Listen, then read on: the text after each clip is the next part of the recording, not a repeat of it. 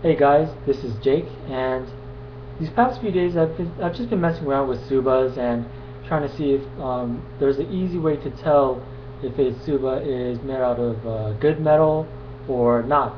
Obviously, there's the magnetic test where you can see if it's steel or iron or something other than that. But the problem is, good tsubas can also be made from brass or copper, and obviously bad ones are made from metal alloy. So if you don't want to, wear away the finish on your tsuba, say it's blackened, and you don't want to like wear away the finish and kind of ruin the appearance, then a really simple and easy test that you can do is you can just get your tsuba and just put it on your finger, and you can just get a small hammer or something and lightly tap the side. So you tap it. Usually there's a ringing noise, but this tsuba is actually made out of metal alloy. I know this for a fact because this is the tsuba that came with my SPG. I specifically chose it from the metal alloy section, so I know what it is. But if you're not sure, if you lightly tap a alloy tsuba, then there's going to be no sound.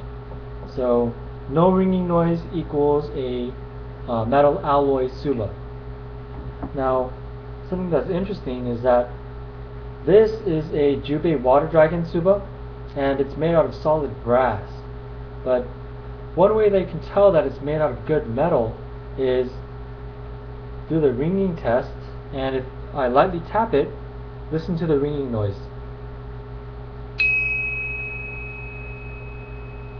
So it's a really nice high-pitched ring. That's partly due to the fact that it's a pretty large solid piece of brass, but it's also made out of good metal. So you know that this is a pretty good quality tsuba, and all you have to check for now is the quality of the mold, whether or not it has molding lines along the sides and things like that. But take a look at this. This is also a solid piece of brass. This is my old Katsumoto tsuba. Like I said, it's a solid piece of brass, but because there's so many cutouts, the ringing noise is actually going to be different. So listen to this.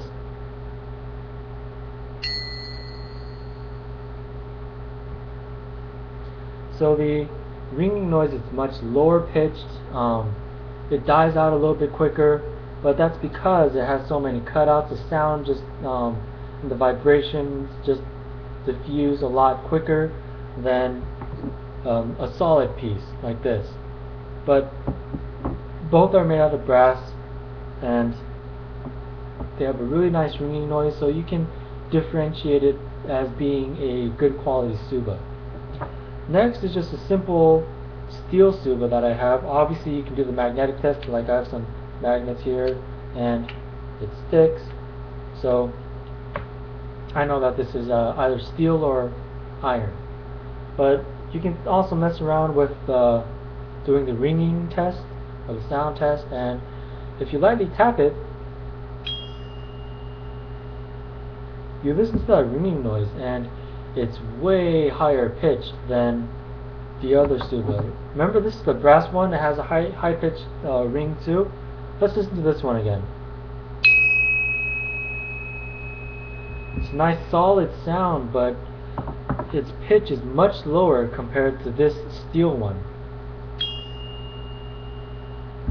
That's partly due to the size. I mean, it's way bigger than the steel one, but